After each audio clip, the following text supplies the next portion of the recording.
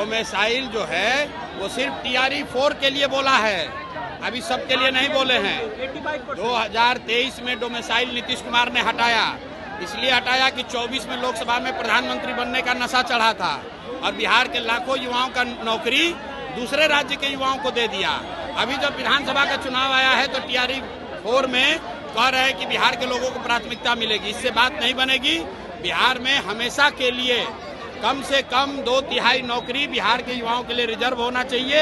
ये जन स्वराज की डिमांड है, जन स्वराज की मांग है। प्रशांत किशोर डोमिसाइल नीति पर सरकार को घेरते हुए कहते हैं यह सिर्फ टीआरई 4 के लिए है।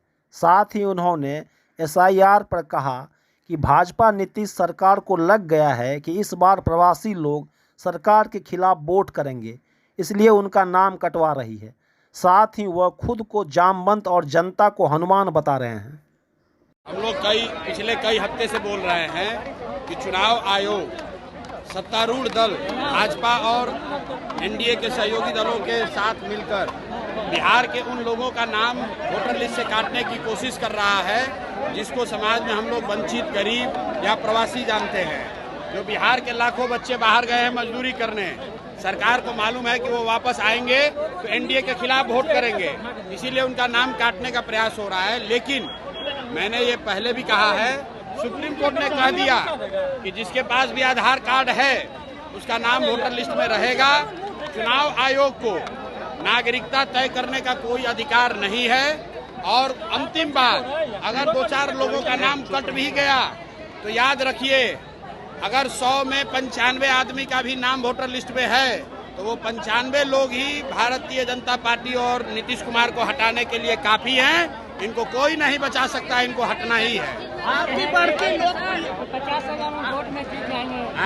50,000 वोट में आप कौन 50,000 खत्म क्यों कर? आपकी बढ़ती लोकप्रियता को लेकर मुंगेर में आपके कार्यक्रम हो रहे, आपके सभा को परमिशन? अरे भैया, सभा को परमिशन की जरूरत नहीं है।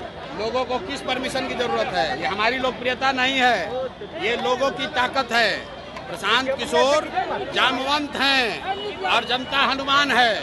अपनी ताकत भूल गई थी। आप देख रहे हैं कि जन स्वराज आया तो 400 रुपया का पेंशन जो 20 बरिस से नहीं बढ़ रहा था वो बढ़ के 1100 हो गया।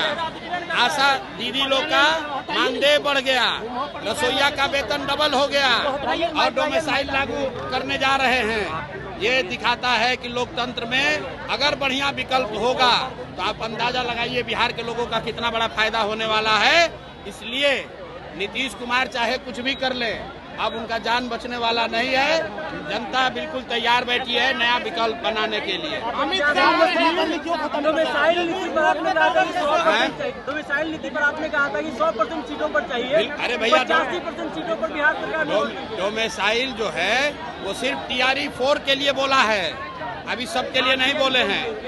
2023 में डोमिसाइल नीतीश कुमार ने हटाया, इसलिए हटाया कि 24 में लोकसभा में प्रधानमंत्री बनने का नशा चढ़ा था और बिहार के लाखों युवाओं का नौकरी दूसरे राज्य के युवाओं को दे दिया। अभी जब विधानसभा का चुनाव आया है तो टीआरई 4 में कह रहे हैं कि बिहार के लोगों को प्राथमिकता मिलेगी। इससे बात नहीं बनेगी। बिहार में हमेशा के लिए कम से कम 2/3 नौकरी बिहार के युवाओं के लिए रिजर्व होना चाहिए। ये जन स्वराज की डिमांड है, जन स्वराज की मांग है।